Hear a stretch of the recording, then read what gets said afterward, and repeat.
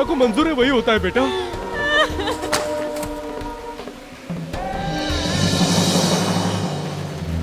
जनाब जरा जल्दी कीजिए, हमें कुरान खानी करनी है और कब्र की मरम्मत भी करनी है। देखिए साहब, पत्थर तो कब्र पर आप कल ही चढ़ा सकते हैं, आज देख रहे हैं ना, नामुमकिन है ये। भला ऐसा क्यों? देखिए आप इत्मीनान रखिए, आपका काम हो जाएगा। हमारी अपनी कुछ फॉर्मेलिटीज होती हैं जो हमें पूरा करना होता है, आप इत्मीनान रखिए।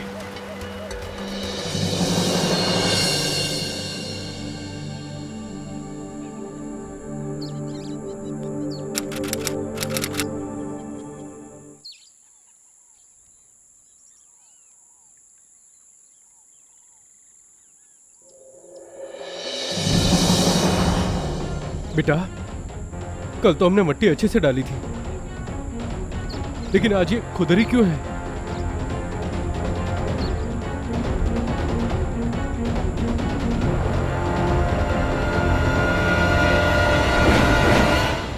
या अल्लाह, लाश गायब है। अब्बू कहाँ गए? कहीं दब रहे थे। अब्बू अब्बू, अरे लाश गायब है। अरे बेटा संभल के, बेटा संभल के।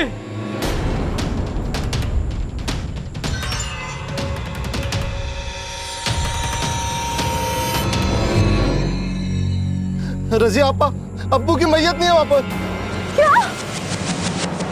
नमस्कार, सावधान इंडिया, इंडिया फाइट्स बैक में मैं पूजा गौर आपका स्वागत करती हूँ। आज हम आपको मुंबई की एक घटना दिखाने जा रहे हैं जिस पर शायद आपके लिए यकीन कर पाना मुश्किल हो। रजिया के पिता की लाश उनके कफन दफन के अगले ही दिन गायब हो गई थी। उस बुजुर्ग की मौत से उनका परिवार पहले ही सदमे में था और ऐसे में उन्हें एक और सदमा लगा था। आखिर उस लाश के गायब होने का क्या राज था और एक दफनाए गए मुर्दे से किसी को क्या हासिल हो सकता है? आइए जानते हैं।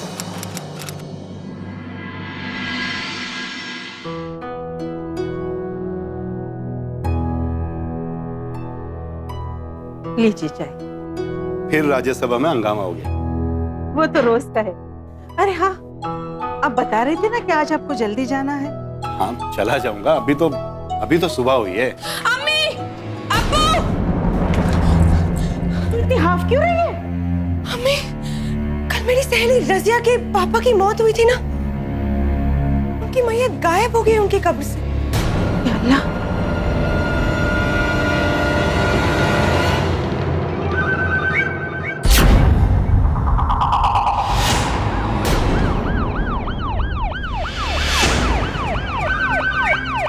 बस बस रोक दो। अब्बू, पुलिस!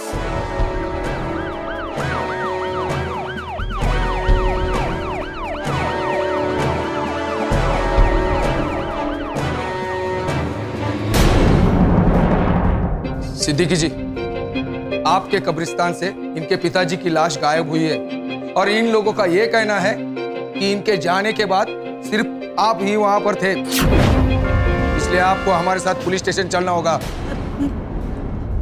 देखिए इंस्पेक्टर साहब, इन लोगों को कुछ गलतफहमी हुई। मैं कब्रिस्तान की देखभाल करता हूँ, कब्रों को खोद कर नहीं देखता। इनके घर की तलाशी लीजिए इंस्पेक्टर साहब, सब पता चल जाएगा। अरे ये क्या कह रहा है तेरा भाई? सना, मेरे अब्बू की लाश गायब हुई है। वहाँ मेरे अब्बू की लाश और तेरे अब्बू के अलावा और कोई भी नहीं था। ये लड़की, क्या वाहियात बातें किए जा रहे तू? तेरे कहने का क्या मतलब है कि मेरे शौहर ने तेरे अब्बू की लाश को? हाँ, हमें पूरा यकीन है। इंस्पेक्टर साहब, अब तलाशी लीजिए। खबरदार, तलाशी लेने की कोई जरूरत नहीं। तुम लोगों को क्या लगता है कि हम यहाँ लाशें छुपाते हैं? दिमाग का घास चढ़ने गया है तुम्हारा? रजिया, तू तो समझदार है, अपने भाई को समझाना। देख सना, हमें तसल्ली कर लेने दे प्लीज। वो मेरे अब्बू है क्या? चलिए इंस्पेक्टर साहब, वक्त जाया मत कीजिए, आप जल्दी से तलाशी लीजिए। कहाँ घुसी चली जा रही है? पीछे चल, जा पहले वारंट लेके आ, उसके बाद अंदर घुसना। चल। पीछे हट। पीछे हट। ये ऐसे नहीं मानेगा। पुलिस वाले पे हाथ उठाता है। ले चलो इसे, इसको भी ले लो। चल गया चलो। क्या कर रहे हैं आप? अब्बू! चाचा, तुम क्या कर रही हो? वो मेरे अब्बू हैं। तुम्हें कोई गलतफहमी हुई है? ऐसा कुछ भी नहीं हुआ। तुम समझ नहीं वो मेरे अब्बू थे जिनकी लाश गायब हुई है। अरे इंस्पेक्टर साहब, अब्बू! अरे इंस्पेक्टर साहब छोड़ दीजिए, इन्होंने कुछ नहीं किया, मेरे अब्बू ने कुछ नहीं किया। आपने इन दोनों को अंदर क्यों बंद करके रखा है? इनका कसूर क्या है? ये तो गलत है ना? हम अपनी इंक्वायरी कर रहे हैं, अगर वो बेकसूर होंगे तो उन्हें छोड़ दिया जाएगा। कैसी इंक्वायरी इंस्पेक्टर साहब? इंक्वायरी के नाम पर आप जुल्म कर रहे हैं उनके साथ। वो दोनों बेकसूर हैं। मुझे एक बात बताइए, अगर कोई आके कहता है कि उसके रिश्तेदार की लाश गायब हो गई है, तो क्या आप मेरे शौहर को और बेटे को अंदर कर दोगे, उन्हें गिरफ्तार करोगे? आपके पास सबूत क्या है, बताइए मुझे आप। देखिए, हमने उन्हें पुलिस की कार्रवाई में दखलंदाजी देने और पुलिस पर हाथ उठाने के जुर्म में अंदर किया है। लेकिन इंस्पेक्टर साहब उस वक्त तो अब हाँ बेटा। इंस्पेक्टर साहब, ये जमानत के कागज। ये लड़की कहाँ जा रही है? जादव। जी सर। बाहर काटा देना।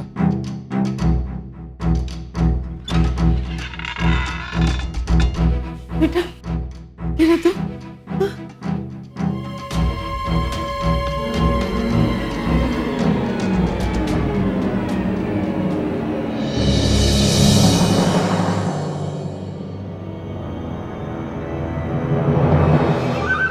अपने आप को समझते क्या है ये लोग?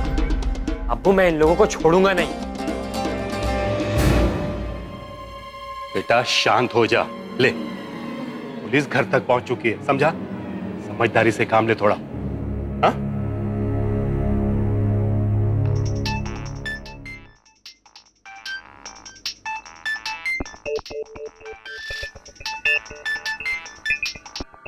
हाँ बोल।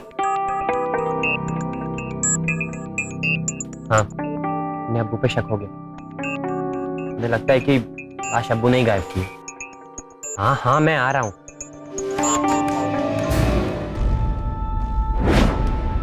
क्या चक्कर है? किससे बात कर रहे हो तुम? पुलिस को अब्बू पे क्यों शक होगा? क्या बात कर रही हो, कुछ बताओगे मुझे? देखिए, ये मेरा निजी मामला है, आप इसमें दखल मत दीजिए। जमानत दी है इसलिए पूछ रही हूँ। देखो, तुम कुछ गलत काम तो नहीं कर रहे हो ना? आपको फिक्र करने की कोई जरूरत नहीं है, मैं सब ठीक कर दूंगा। आप बस मुझे कुछ वक्त की मोहलत दे दीजिए, उसके बाद दोबारा ऐसा कुछ नहीं होगा। किधर जा रहा है तू? और जो काम मैंने तुझे दिया था उसका क्या? उसी के लिए जा रहा था अब्बू, लेकिन आप हैं कि खामखा सवाल कर रही हैं। अच्छा, एक बेटा, मर्दों के बीच नहीं बोला करते हैं। तुम चलो मेरे साथ रसोई घर में, आज हम तुम्हारे हाथ से सेवइयां खाएंगे। अच्छा बनाती हो ना तुम? चलो आज। अच्छा लेकिन अरे चलो बेटा, हमें बात करने दो। अच्छा आओ। हल्का है। अबू, माल महफूज है, आप फिक्र ना करें, मैं बब्बन से आके उसे ले लूंगा। ठीक।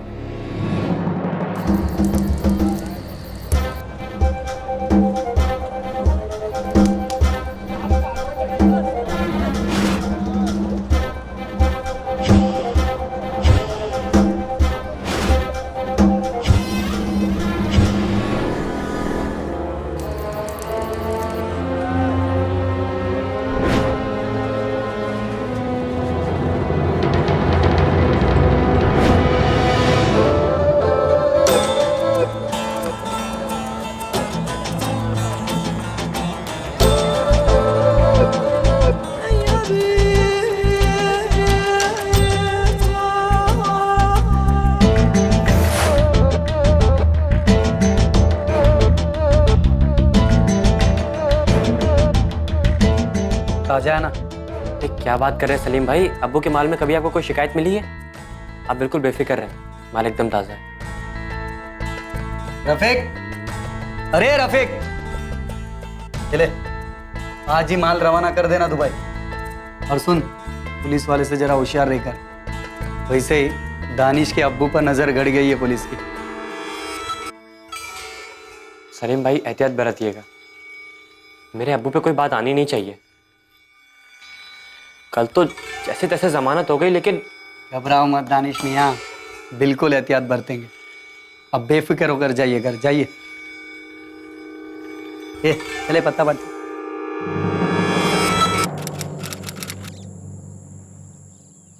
पता नहीं अब्बू की मैयत कहाँ होगी। इन जालिमों ने इनको भी नहीं बख्शा।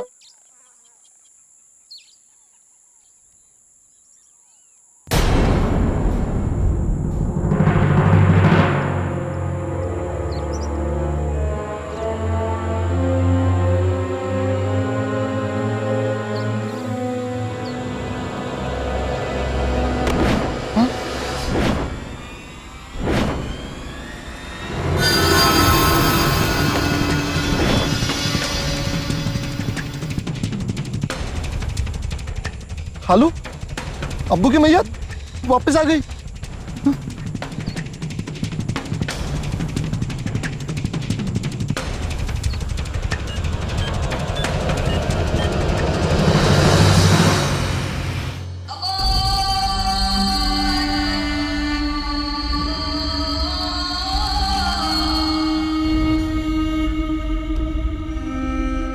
कहाँ चला गया था?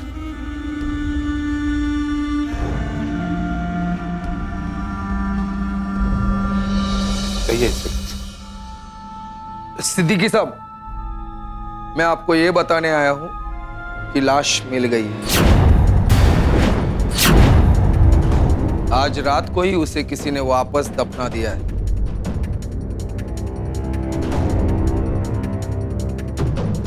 शुक्र, अल्हम्दुलिल्लाह। लेकिन आप घबराइए नहीं, मैं ये पता लगा कर रहूंगा कि लाश गायब कैसे हुई। जब पुलिस ने कार्रवाई शुरू की तो लाश वापस कैसे आ गई।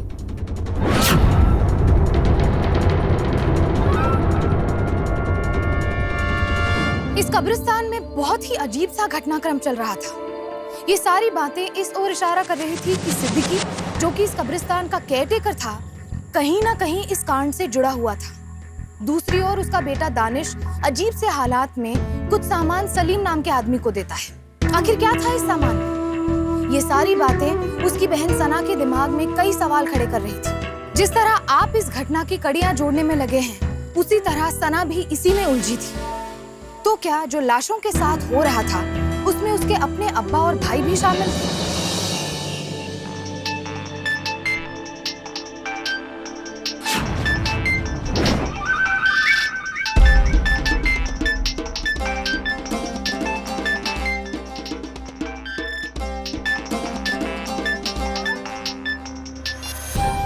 हाँ हेलो सलीम भाई, इतनी रात गए फोन किया, सब कुछ खैरियत तो है ना? दानिश मियाँ, आपके माल का डिमांड तो बहुत बढ़ गया है। अरे और सप्लाई की जरूरत आन पड़ी है मियाँ। और करवा सकते हो क्या? इस वक्त तो मुझे कोई अंदाजा नहीं है, और इस वक्त इस बारे में वैसे भी अब्बू ही बता पाएंगे, क्योंकि सारा हिसाब किताब वही रखते हैं। आप एक काम करिए, मैं आपको कुछ वक्त में फोन करता हूँ।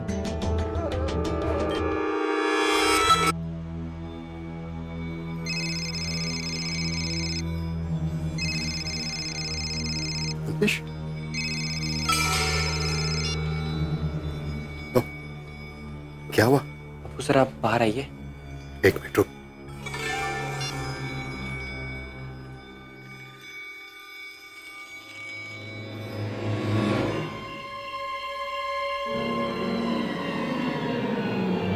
क्या हुआ? इतनी रात गए क्यों फोन किया तूने? अब्बू, वो सलीम भाई का फोन है। वो पूछ रहे थे कुछ माल का इंतजाम हो सकता है क्या? अभी आया था? हाँ। एक मिनट रुक, लेकिन इसके लिए तो मुझे कब्रिस्तान जाना होगा। हाँ, मैं बबन भाई को फोन लगाता हूँ, फिर बात करता हूँ। बबन भाई, हाँ मैं बोल रहा हूँ।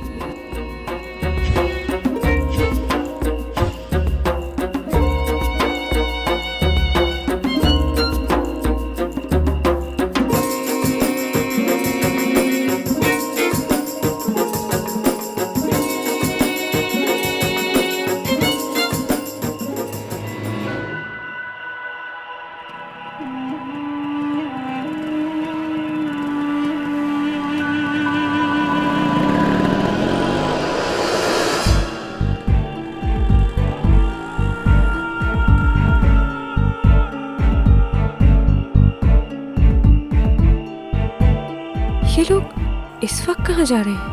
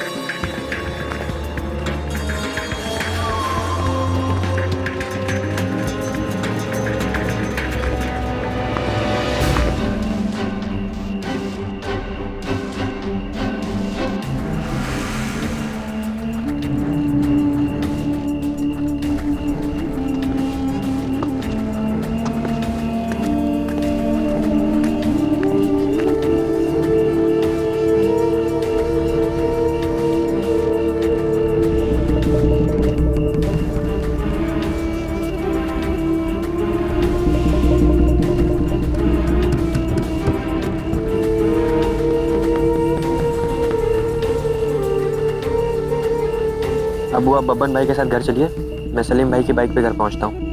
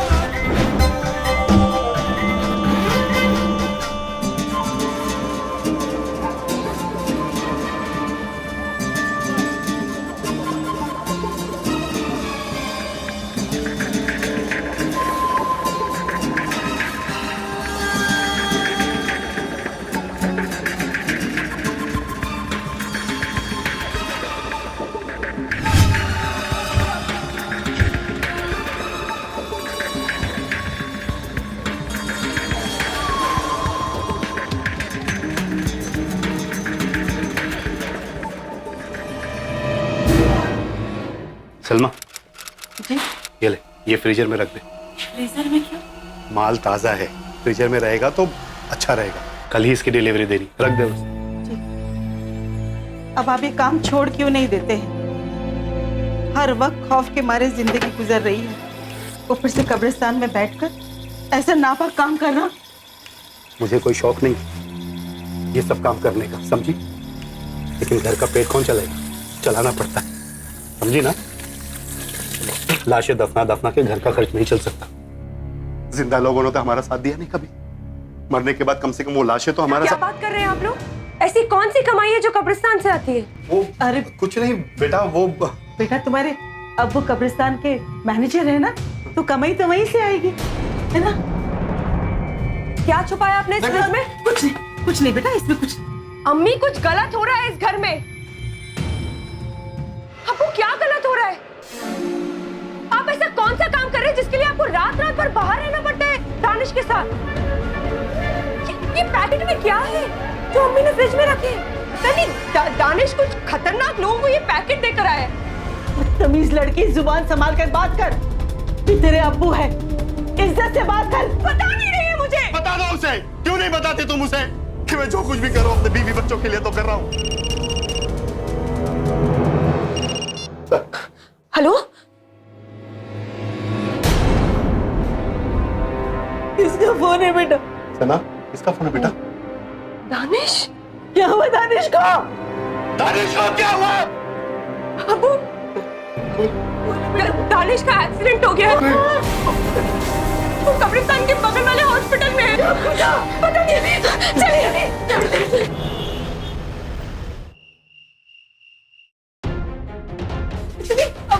मेरा भाई दानिश सिद्दीकी कहाँ पर है वो?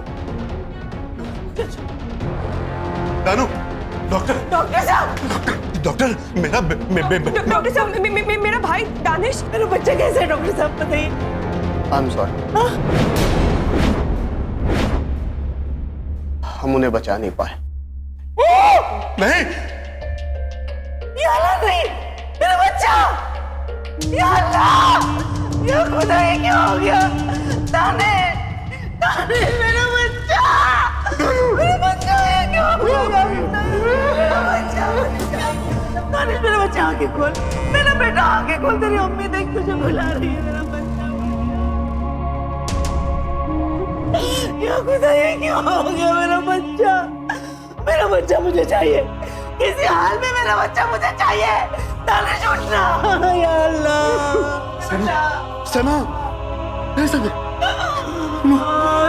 बेटा, एक्सेसिव ब्लड लॉस के कारण इनके सभी ऑर्गन्स ने फंक्शन करना बंद कर दिया था। मतलब खून काफी बह जाने की वजह से इनके सभी अंगों ने काम करना बंद कर दिया था, और जब तक इन्हें यहाँ लाया गया काफी देर हो चुकी थी।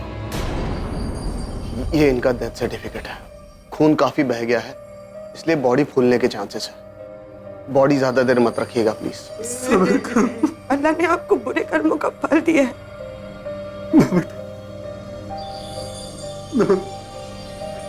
ना मेरा बच्चा, नहीं।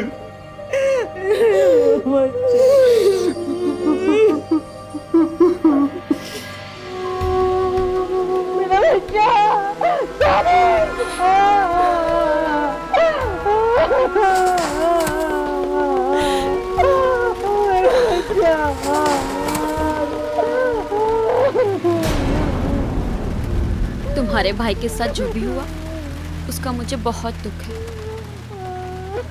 अब होनी को कौन टाल सकता है, पर तुम्हारे इस दुख में मैं तुम्हारे साथ हूँ। एक बात तो पक्की है, मेरे अब्बू की तरह तुम्हारे भाई की लाश गायब नहीं होगी, क्योंकि वो तुम्हारा भाई है।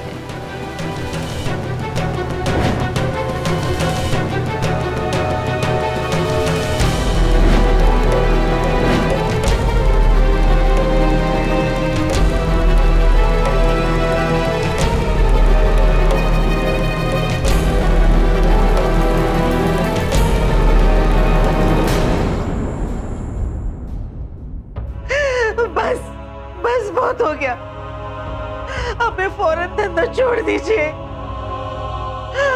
इसकी वजह से हमारे बेटे की जान चली गई है, बेटे की जान गई है। सलीम और बब्बन तो आज भी मुझे बहुत जोर दे रहे थे कि आखिरी बार एक बार कर लो। कैसे करूं मैं? दिमाग खराब हो गया है क्या आपका? अरे वो हमारा अपना बेटा है, हमारा अपना बेटा है वो।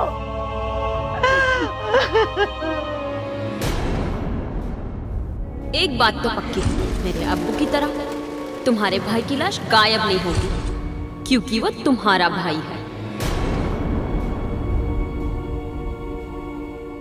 रुक जा।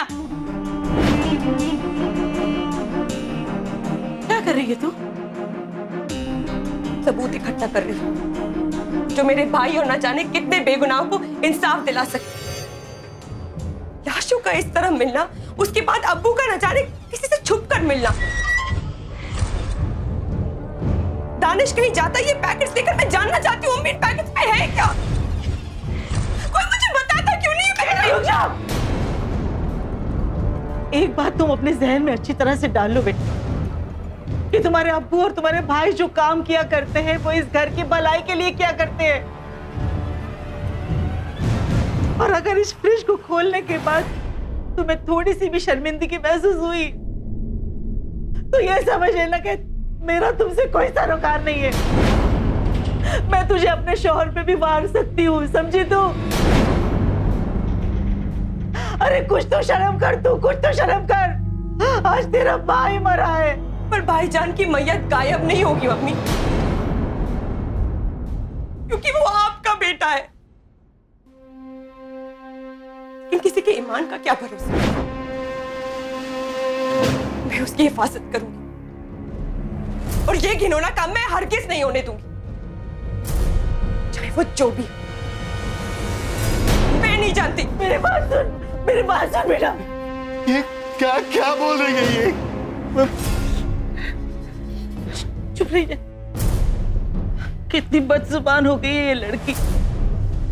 आप उसे प्यार से समझाइए ना, सच्चाई बताइए ना उसे। नहीं सलमा, जब मैं ये काम छोड़ने जा ही रहा हूं तो मैं अपनी बेटी को क्यों रुस्वा करूं? ना, ना, नहीं। अपने भाई की मौत के बाद सना बुरी तरह से टूट गई थी। उसने जो कुछ भी देखा उससे उसके अपने परिवार पर से उसका विश्वास उठ गया था। पर क्या उसका गुस्सा, उसका शक सही था? और जिस तरह से वो अपने पिता पर इल्जाम लगा रही थी, क्या उसे साबित करने के लिए उसके पास कोई सबूत था? आखिर उस फ्रिज में क्या छुपाया गया था? कहीं सिद्दीकी सलीम और बब्बन के साथ मिलकर लाशों के साथ कोई खिलवाड़ तो नहीं कर रहा था। अब सना को अपने भाई की कब्र की फिक्र थी। अजीब बात थी, यहाँ इंसान मरने के बाद भी सुरक्षित नहीं था। लेकिन सबसे बड़ा सवाल ये था कि दफनाई गई लाश के साथ आखिर कोई क्या कर सकता है।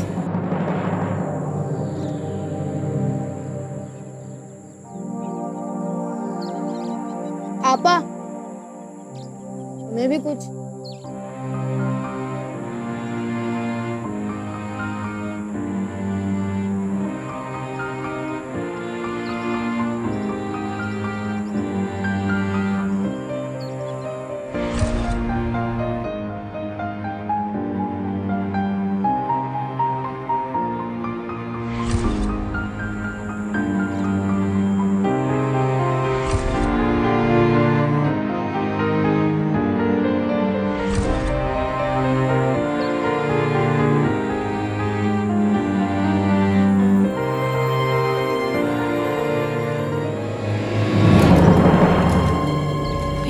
की कब्र की मिट्टी फैली हुई क्यों है?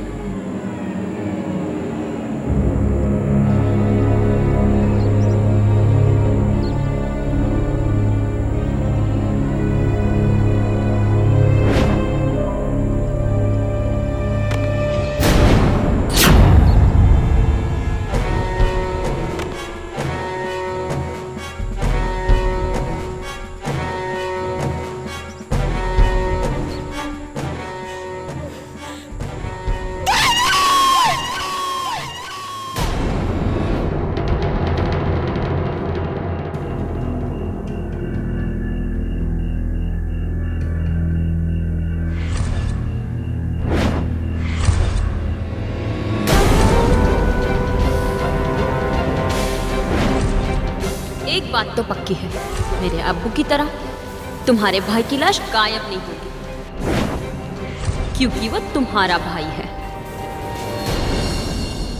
आपको किसी पर शक है? जी इंस्पेक्टर साहब, मुझे शक से कुछ ज्यादा ही, क्योंकि मैंने मेरे अब्बू को कहीं जाते हुए देखा था। वो कब्रिस्तान में गए, उन्होंने कोई तो भी पैकेट किसी को दिया था, काले कलर का पैकेट है। मैंने मेरे भाई दानिश को भी देखा था, वो किसी खतरनाक लोगों को पैकेट देने गया। मैं ये तो नहीं जानती कि उसके अंदर क्या है, लेकिन कुछ ना कुछ गलत हो रहा है और समझ नहीं आ रहा है कि क्या गलत हो रहा है। एक बार आप इस चीज का प्लीज पता लगाइए। ठीक है जादव, तुम कब्रिस्तान जाकर देखना माजरा क्या है। मैं इनके साथ घर पर जाता हूँ, चलिए।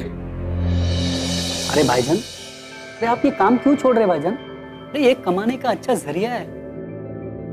नहीं सलीम, अब नहीं। अब इस धंधे से बस। इस धंधे में मैंने अपना जवान बेटा खोया है सलीम भाई। ना मैं अपने बेटे को उस काम के लिए भेजता, ना वो आपकी मोटरसाइकिल ले जाता, और ना ही उसका एक्सीडेंट होता, और ना ही आज मेरी बेटी मुझे ऐसा गिरा हुआ इंसान समझती। बस आज के बाद नहीं। आप बब्बन भाई से डायरेक्ट धंधा करिए, मैं अपने आप को कानून के हवाले कर दूंगा।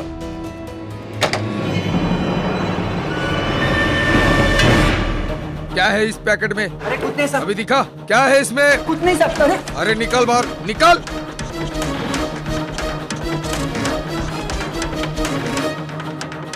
इंस्पेक्टर साहब, इसके अंदर वो सच्चाई है जिससे आपको पता लग जाएगा कि लाशें क्यों गायब हो रही हैं।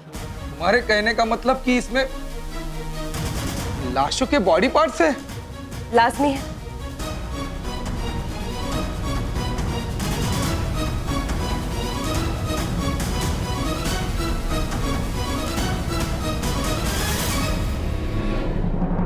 लेकिन इसमें तो अभी में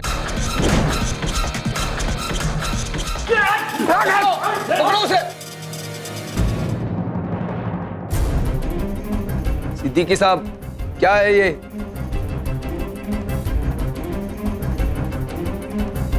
हाँ इंस्पेक्टर साहब, मैं अफीम का धंधा करता हूं। मैं अपना गुनाह कबूल करने वाला ही था इंस्पेक्टर साहब, मगर अफसोस मेरी बेटी मुझे ऐसा गिरा हुआ इंसान समझ रही थी। चलिए, बाकी की बातें पुलिस स्टेशन में बताना। हेलो, क्या?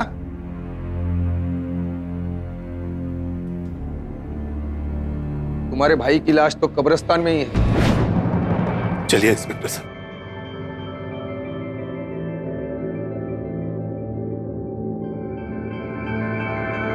ये बहुत ही अजीब सी बात थी।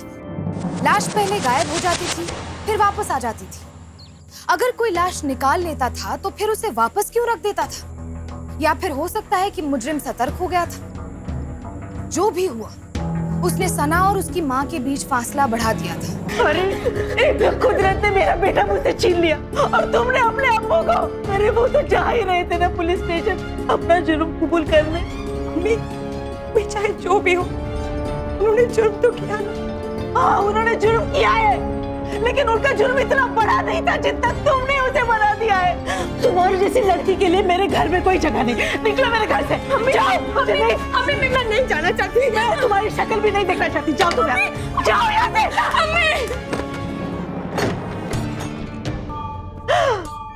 अम्मी अम्मी अम्मी दरवाजा खोलिए।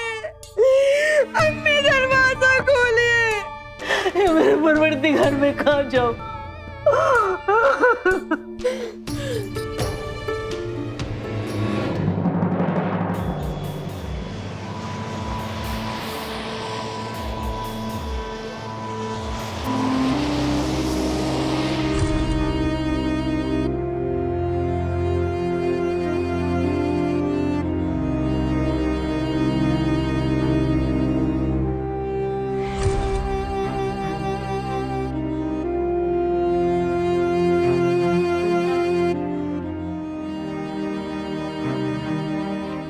तू फिक्र मत कर सना, हम लोग पता लगा कर ही रहेंगे। चल कब्रिस्तान।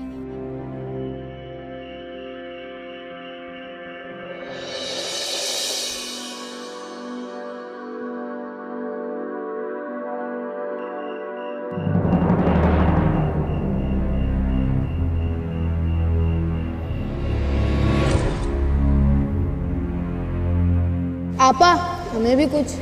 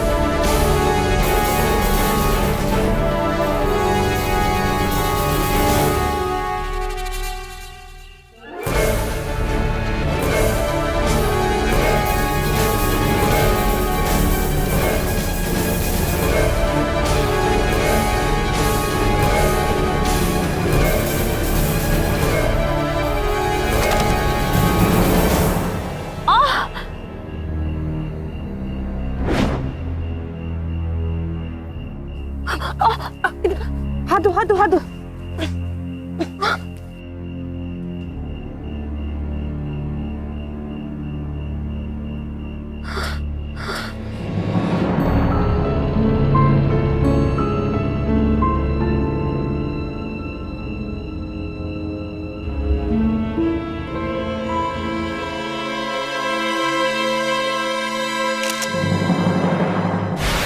ये देखिए इंस्पेक्टर साहब, ये फोटो कल रात मैंने कब्रिस्तान में खींची थी। कब्र खाली है। कल रात मैंने कब्रिस्तान में बच्चों के पैरों के निशान देखे। उसके बाद मैंने देखा कि थोड़ी दूरी पर कुछ बच्चे वैन में डेड बॉडी डाल रहे हैं। मैंने उस वैन का पीछा किया तो वो हॉस्पिटल के पास रुकी।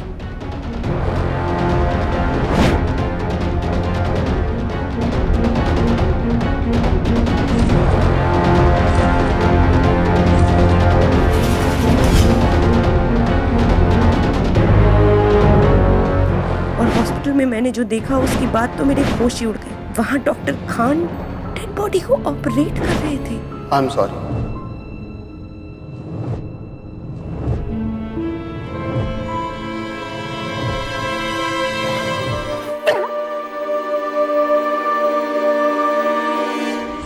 लेकिन अब मुझे पूरा यकीन है कि अब तक लाश को कब्र में वापस डाल दिया गया होगा। अगर आप जो बात कर रही है वो सही है तो हमें इसे रोकना बहुत जरूरी है। आप एक काम कीजिए, आप मेरे साथ चलिए। वाघमारे, गाड़ी काढ़ा।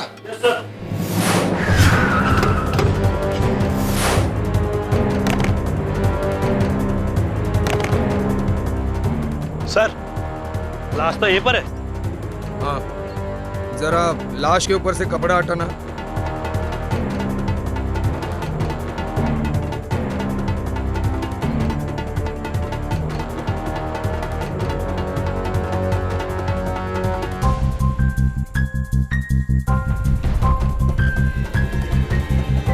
हमें आपके भाई की कब्र भी देखनी होगी।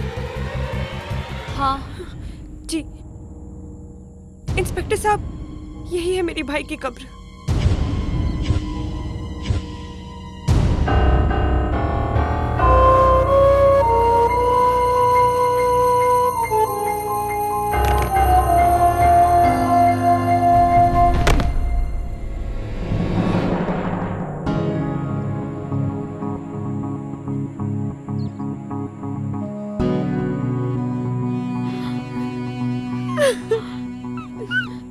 सना, सना संभालो अपने आप को।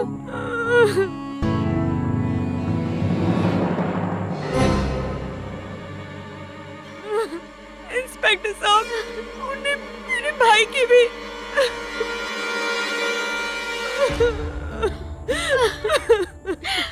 सना,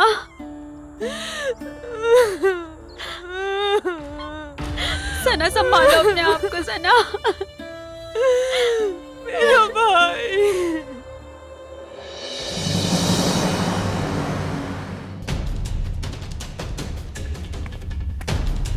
अरे इंस्पेक्टर साहब, क्या बात है? अभी पता चल जाएगा। हमें यहाँ की तलाशी लेनी है। तलाशी? हमारे पास वारंट है और हम कुछ भी कर सकते हैं। चलो वाघमारे। अरे इंस्पेक्टर साहब रुकिए ना, आप ऐसा नहीं कर सकते। इंस्पेक्टर साहब, कहाँ जा रहे हो आप? आप चुप बैठिए। क्या है ये सब? ये सब कहां से आया?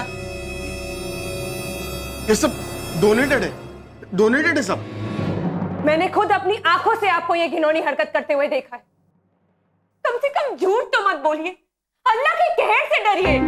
इंस्पेक्टर साहब, ये लड़की पागल है, ये सब झूठ है। झूठ मत बोलिए। बच्चे पुलिस की हिरासत में हैं और उन्होंने सारी सच्चाई बता दी है। मैं मानव अंग व्यापार का धंधा कुछ बच्चों की मदद से चलाता था। हॉस्पिटल में लाश के आते ही मैं उसे ऑपरेट करके ऑर्गन्स निकाल लेता था। बाद में उन्हीं बच्चों की मदद से उन डेड बॉडीज को वापस दफना दिया जाता था।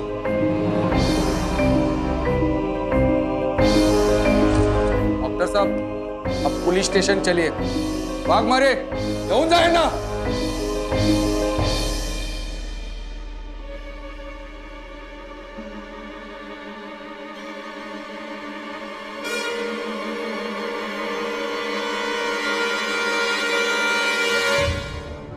डॉक्टर मानवता का सेवक होता है, यहाँ तक कि उन्हें भगवान माना जाता है।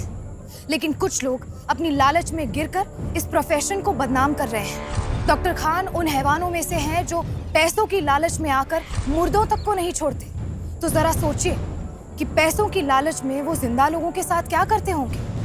आज हमारे देश में अवैध मानव अंगों की तस्करी और कारोबार यानी कि इलीगल ऑर्गन ट्रेड के कई रैकेट्स चल रहे हैं और सरकार ने इसके खिलाफ सख्त कदम उठाए हैं। साथ ही मीडिया वक्त वक्त पर स्टिंग ऑपरेशंस के जरिए ऐसे रैकेट्स का खुलासा करती रहती है। एक रिपोर्ट के अनुसार हर साल हमारे देश से 1000 से भी ज्यादा किडनीज विदेश में बेची जाती है।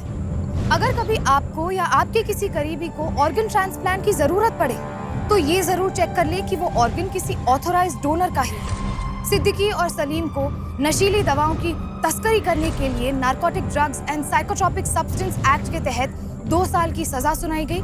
साथ ही डॉक्टर खान को मुर्दों से अंगों की चोरी करने के लिए और साथ ही अवैध रूप से इसका व्यापार चलाने के लिए transplantation of human organs act के तहत 7 साल की सजा सुनाई गई। साथ ही उनका मेडिकल लाइसेंस हमेशा के लिए रद्द कर दिया गया। सबसे जरूरी बात, मानव अंगों की तस्करी इसलिए भी बढ़ती जा रही है क्योंकि लोग अंगदान नहीं करते। याद रखिए, नेत्रदान की तरह ही मृत्यु के बाद अंगदान करने से कई लोगों की जिंदगी बच सकती है और मरने वाले को दूसरों की खुशियों में एक और जिंदगी मिल सकती है। अब मुझे इजाजत दीजिए, फिर होगी आपसे मुलाकात एक और सत्य घटना के साथ। तब तक सावधान रहें, सतर्क रहें, सुरक्षित रहें। सावधान इंडिया, इंडिया फाइट्स बैक। तो सावधान